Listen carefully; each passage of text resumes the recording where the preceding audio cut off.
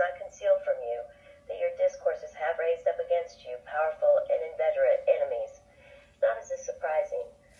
Socrates had his enemies, and he fell victim to their hatred. Yours are doubly incensed against you on account of your discourses being so severe on their conduct, against me on account of the liberty I have afforded you. They even accuse me of being indirectly leagued with you for the purpose of depriving the Hebrews of the little civil power which Rome has left them. My request, I do not say my order, is that you be more circumspect and moderate in your discourses in the future, and more considerate of them, lest you arouse the pride of your enemies, and they raise against you the stupid populace, and compel me to employ the instruments of law. The Nazarene calmly replied, Prince of the earth, your words proceed not from true wisdom. Say to the torrent to stop in the midst of the mountain gorge. It will uproot the trees of the valley. The torrent will answer you that it obeys the laws of nature and of the Creator. God alone knows whither flows the water of the torrent. Verily I say unto you, before the rose of Sharon blossoms, the blood of the just shall be spilled. Your blood shall not be spilled, said I with deep emotion.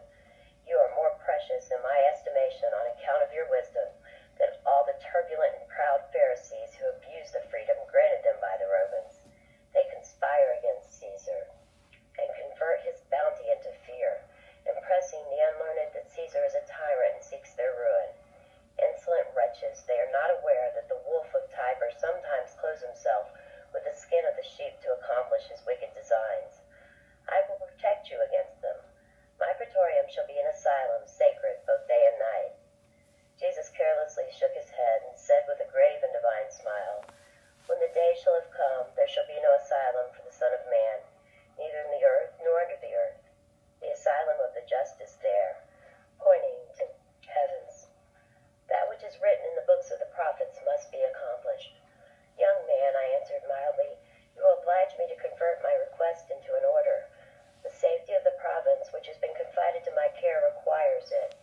You must observe more moderation in your discourses. Do not infringe my order. You know the consequences. May happiness attend you. Farewell. Prince of the earth, replied Jesus, I come not to bring war into the world, but peace, love, and charity. I was born the same day on which Augustus Caesar gave peace to the Roman world. Persecutions proceed not from me. I expect it from others and will meet it in obedience to the will of my Father, who has shown me the way. Restrain, therefore, your worldly prudence. It is not in your power to arrest the victim at the foot of the tabernacle of expiation. So saying, he disappeared like a bright shadow behind